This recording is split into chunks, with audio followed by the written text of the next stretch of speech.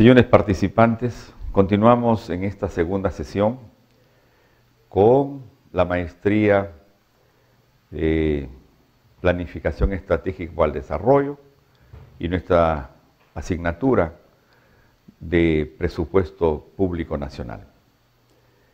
En breve retrospectiva diremos que en clase anterior vimos las diferentes versiones conceptuales del presupuesto, sus diferencias en presupuesto público respecto al presupuesto privado, la manera como se formula el presupuesto y se prepara el proyecto, así como los objetivos, metas y responsabilidades. Pero esta vez debemos ubicar el presupuesto dentro de la Carta Política del Estado.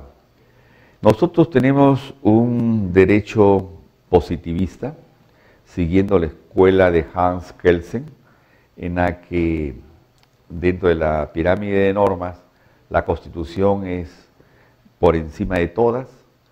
La propia Constitución del Estado dice que cuando un administrador de justicia encuentra un conflicto entre una ley ordinaria y la Constitución del Estado, debe preferir a esta, en lo que la doctrina ha dado en llamar el control difuso. Pero también el Tribunal Constitucional ejerce un control de la Constitución del Estado y para eso ha sido creado un control concentrado, así denominado. Nuestra Constitución contempla el presupuesto del Estado y efectivamente vemos que en el denominado régimen tributario y presupuestal está el capítulo en el que señala que los gobiernos regionales y locales solo pueden crear o suprimir contribuciones. ¿Por qué ha contemplado esto la Carta Política? Porque el pliego de ingresos del presupuesto se enjuga o se nutre de los tributos y está prohibida la doble tributación. Consecuentemente, un sector que no se ha transferido a las regiones ni a los gobiernos municipales es economía y finanzas.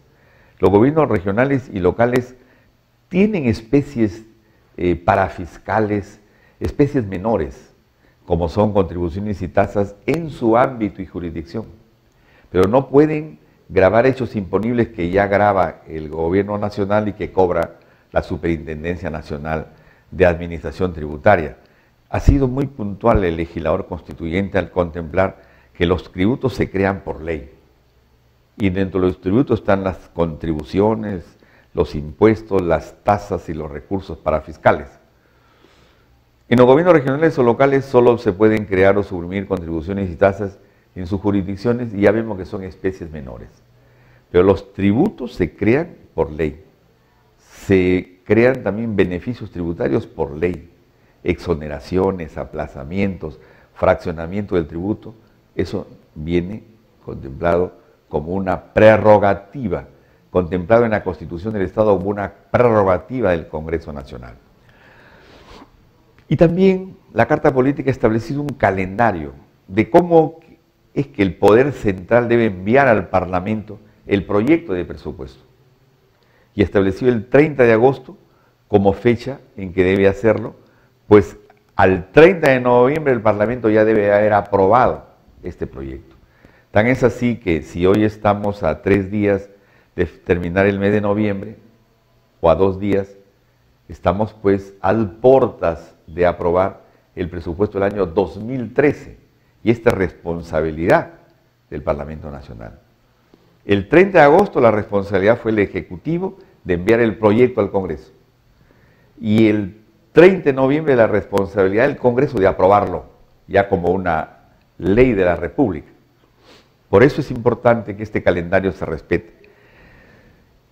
Si nosotros vemos que vamos a abrir una hipótesis, que no se aprobara el presupuesto en el Parlamento Nacional el 30 de noviembre, dice la Constitución del Estado que el Poder Ejecutivo promulga con decreto legislativo su proyecto, con lo cual el Congreso no ha participado, ni ha hecho propuestas, modificaciones, porque no logró ponerse de acuerdo a las bancadas parlamentarias para aprobarlo, y eso sí sería grave.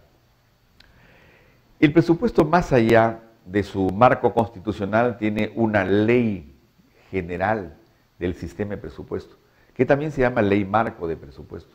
Nos referimos a la Ley 28.411. Esta norma sirve y regula la formulación y la aprobación de todos los presupuestos anuales, el del próximo año, el de subsiguiente año 2014, el ulterior del 2015 y sucesivamente. Esta es una ley que sirve para pautear, para regular, para establecer los parámetros y lineamientos en que se debe discutir el presupuesto nacional. Ninguna ley anual del presupuesto, de ayer o de hoy y mañana, en el tiempo, puede apartarse de la ley 28.411, que es la ley marco de presupuesto. Pero hay sistemas que deben tenerse en cuenta, así como hay un sistema de presupuesto, que es un conjunto de elementos concatenados, entretejidos, que se relacionan para un propósito, que convergen en un propósito común, y por eso se llama sistema. También hay un sistema nacional de endeudamiento público, porque con la aprobación de la ley de presupuesto, el Parlamento tiene el deber de aprobar la ley de endeudamiento del siguiente ejercicio. Así como aprueba la ley de presupuesto del siguiente ejercicio, para el caso del año 2013, también aprobará la ley de endeudamiento del año 2013. Y esa ley que va a aprobar tiene una ley marco de endeudamiento, que es la 28.563.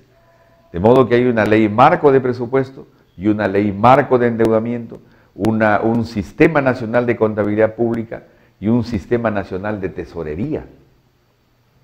El Tesoro Público tiene una función muy delicada, altruista, por igual, y eso está regulado. La ley de tesorería es la 28.693 y la de contabilidad la 28.563. Estos conjuntos sistematizados de normas tienen por objeto ver que el presupuesto nacional tenga conducencia, que tenga organicidad, que tenga destino, que por objetivo final lleve consigo el bienestar a la población, que se mejore la infraestructura del país, que el presupuesto contemple qué hospitales, qué carreteras, qué puentes, qué escuelas nuevas se van a hacer, cuánto se va a destinar para la remuneración del sector público, para las pensiones de los cesantes y jubilados. Esta ley de presupuesto tiene que estar conversando, si el término cabe, con otras leyes sistematizadas. Nosotros tenemos que ver cuánto vamos a tener como capacidad de endeudamiento el próximo año y cuánto vamos a pagar por el servicio de la deuda externa. Ahí no se le va a ocurrir al ministro decir, me voy a endeudar con el Banco Interamericano en tal monto, con el Banco Mundial en tal monto, con el Club de París en tal otro. Si es que la ley de endeudamiento no se lo autoriza, no puede hacerlo, ni aún porque sea el ministro. Y tampoco el ministro podrá decir, el próximo año le voy a pagar al Fondo Monetario o al Club de París o al Banco Mundial tanto, si es que la ley de endeudamiento no se lo ha contemplado y autorizado. Por ejemplo, recordemos, el año 2009, el ministro de Economía de entonces, señor Valdivieso Montano, tuvo que pedir autorización al Congreso para prepagar la deuda al Club de París. Prepagar. Deuda que se vencía el 2015, la pagó el 2009, pero tuvo que pedir autorización al Congreso. ¿Y por qué? Muchos se preguntaron en la prensa escrita, televisiva, ¿por qué tiene que prepagar? Es que los acreedores le daban al país nuevos créditos con mejores tasas de interés y doblándole el monto del crédito anterior. Los acreedores, ¿acaso le dijeron, vamos a hacer un lenguaje coloquial, vamos a suponer que le dijeron al ministro de entonces, ministro de Economía, señor Valdivieso Montano, usted nos debe pues 5.000 millones de dólares, ¿qué le parece si pagados estos, que se van a vencer el 2015, me los paga ahora en el año 2009, pero le damos el doble de créditos y además le bajamos de 5.000 a 3.000?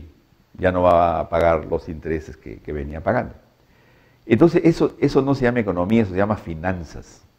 Nuestro ministerio, por eso se llama, en el Perú, Ministerio de Economía y de Finanzas, porque las finanzas le pueden permitir al ministro tomar una decisión así, pero con aprobación del Congreso, porque está comprometiendo el gasto, el pliego de egreso del presupuesto nacional. Y como eso no se previó el 1 de enero, no se había previsto, sino a mitad de año vino la propuesta del Club de París y la decisión política se consultó a mitad de año, el Congreso le autorizó y se prepagó la deuda externa, solo al Club de París, con un monto determinado. Eso no había sucedido antes.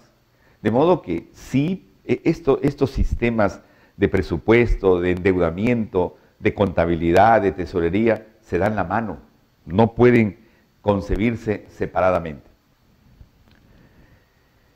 El Sistema Nacional de Presupuesto y la Gestión Presupuestaria. ¿Cómo es que en la Dirección Nacional de Presupuesto Público, cuyas siglas son DNPP, se va a planear, a formular y se emite opinión en materia presupuestal?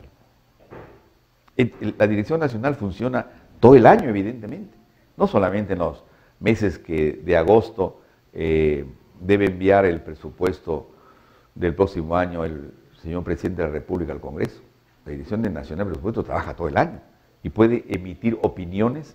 Si una región le hace una consulta sobre materia presupuestal, la absuelve la Dirección Nacional de Presupuesto, pero también los pliegos presupuestales los va diseñando los gobiernos regionales, locales, las instituciones públicas, las universidades públicas.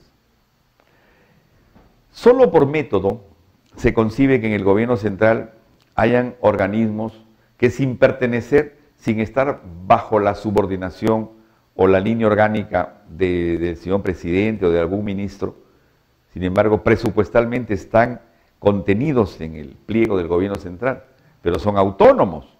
Ejemplo, el Consejo de la Magistratura, el Tribunal Constitucional, el Ministerio Público, la Contraloría General de la República.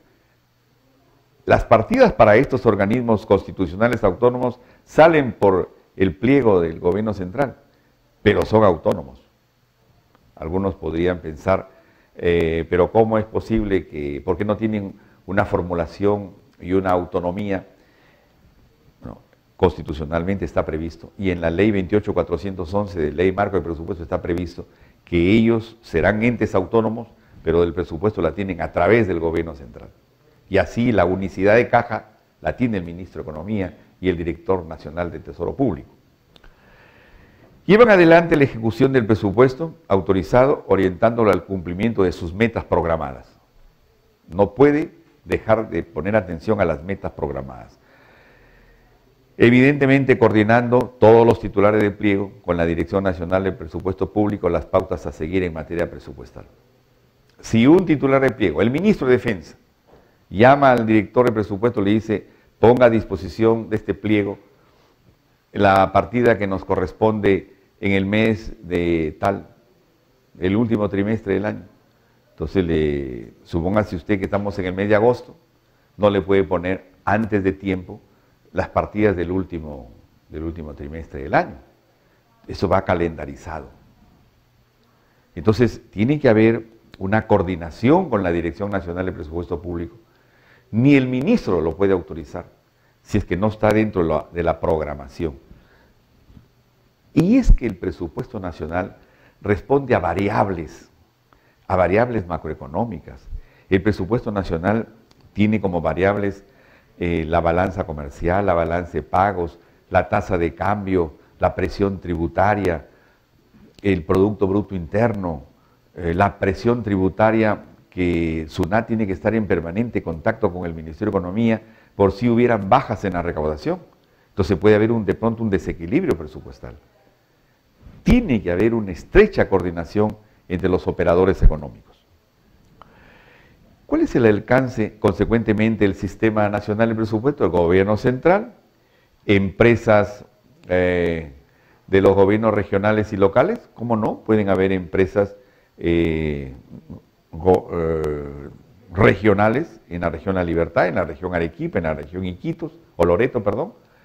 El FONAFE, que es el Fondo Nacional Financiero del Estado, y otras entidades. Pero nuestra Constitución dice que el presupuesto tiene por sectores el nacional, el regional y el local.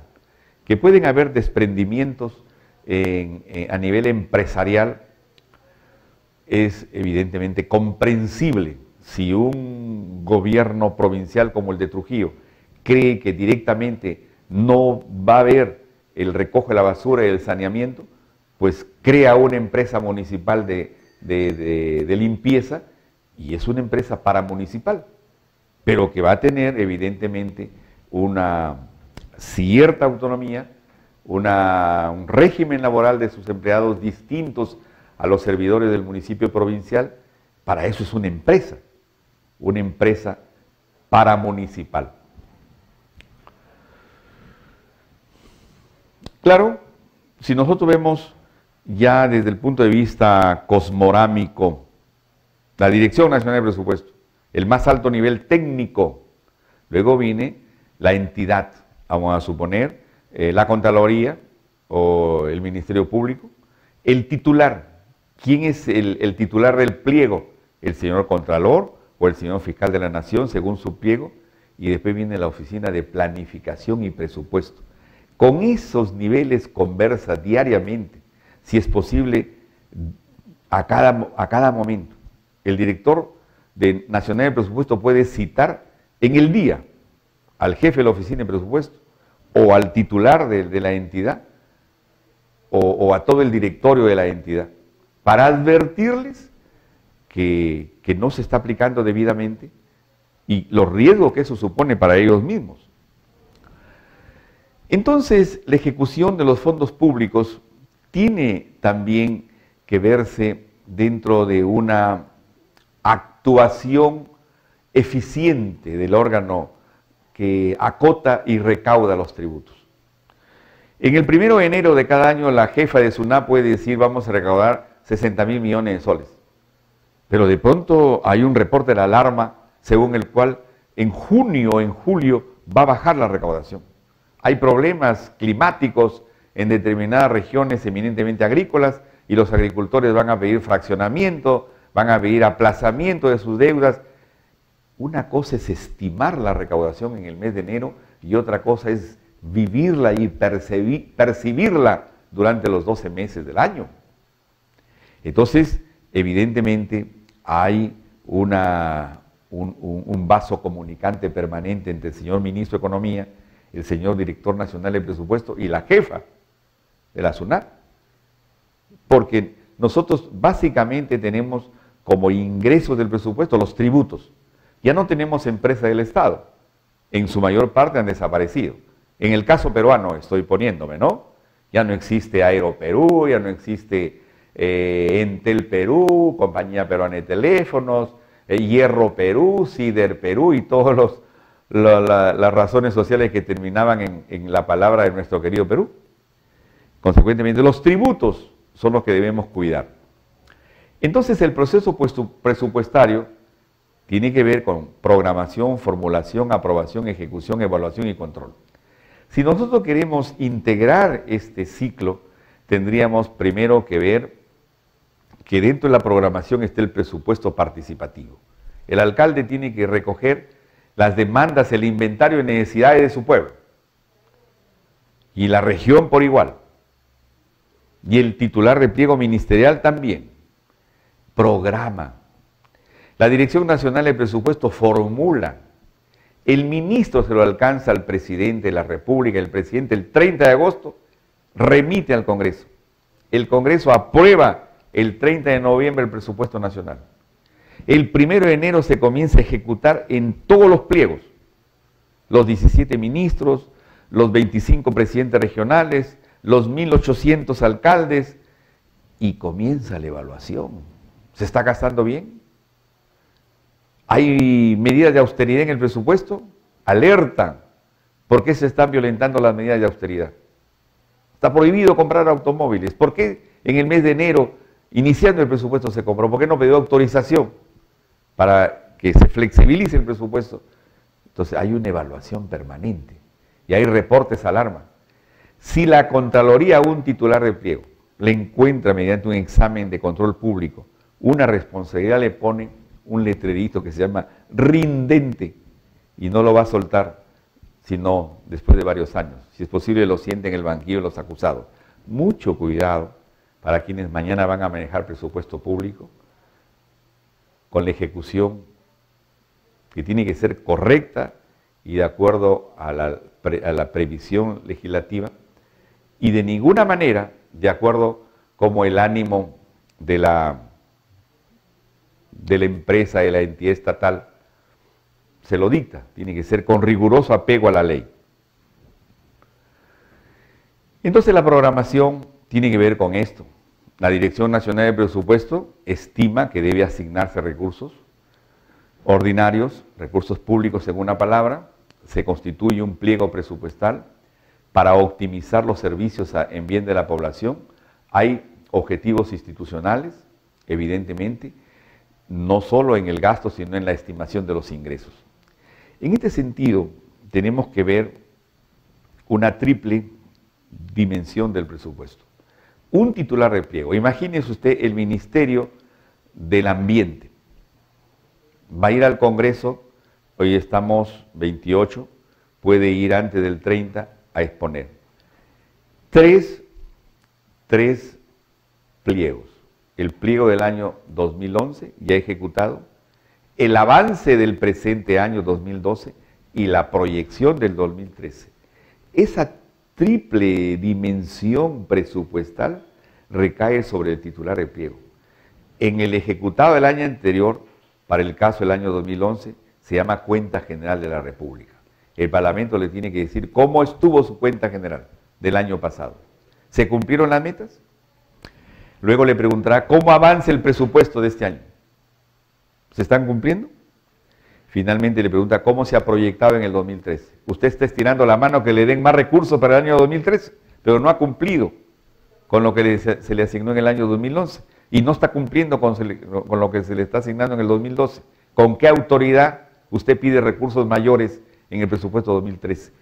Esa triple dimensión del presupuesto es responsabilidad de los titulares de pliego. Evidentemente, todo esto es una labor de concientización permanente. La formulación ya es la fase en la que el Ministerio madura esas estimaciones, esas asignaciones, teniendo en cuenta un marco macroeconómico multianual. Efectivamente, nuestro país tiene un marco que se va hasta el año 2014 y evidentemente estamos ante la antesala de la aprobación presupuestal, con lo cual el presupuesto queda expedito para hacer el inicio de su ejecución el 1 de enero del año siguiente. En la próxima clase podremos ver ya una dimensión más dinámica del presupuesto nacional. Muchas gracias. Y los recursos para fiscales. En los gobiernos regionales o locales solo se pueden crear o suprimir contribuciones y tasas en sus jurisdicciones y ya vemos que son especies menores. Pero los tributos se crean por ley. Se crean también beneficios tributarios por ley. Exoneraciones, aplazamientos, fraccionamiento del tributo. Eso viene contemplado como una prerrogativa, contemplado en la Constitución del Estado como una prerrogativa del Congreso Nacional. Y también la Carta Política ha establecido un calendario de cómo es que el Poder Central debe enviar al Parlamento el proyecto de metas y responsabilidades. Pero esta vez debemos ubicar el presupuesto dentro de la Carta Política del Estado. Nosotros tenemos un derecho positivista, siguiendo la escuela de Hans Kelsen, en la que dentro de la pirámide de normas, la Constitución es por encima de todas. La propia Constitución del Estado dice que cuando un administrador de justicia encuentra un conflicto entre una ley ordinaria y la Constitución del Estado debe preferir a esta, en lo que la doctrina ha dado en llamar el control difuso.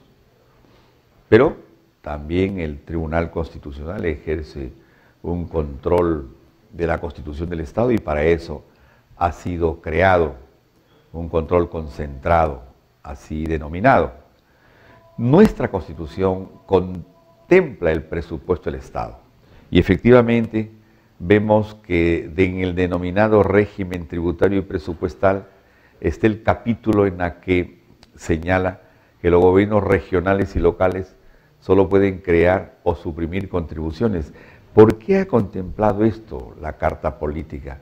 Porque el pliego de ingresos del presupuesto se enjuga o se nutre de los tributos y está prohibida la doble tributación. Consecuentemente, un sector que no se ha transferido a las regiones ni a los gobiernos municipales es economía y finanzas.